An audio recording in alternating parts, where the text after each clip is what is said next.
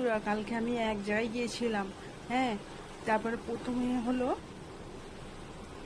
একজন পিছু নিয়েছে, ঠিক আছে, পিছু নিয়েছে। আমি খানিকটা গিয়ে দেখলাম, মানে আর খানিকটা গিয়ে দেখলাম, দেখি না, মানে একজন দেখি না বাঁই ঝাড়ে উঠে গেল।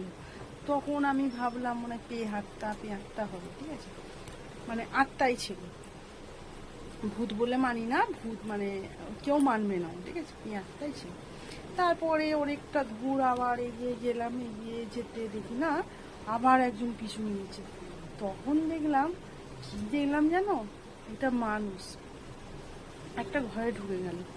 তারপর মানে আমরা চলে এলাম ঘরে।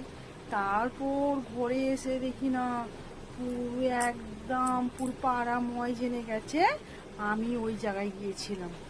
তখন আমি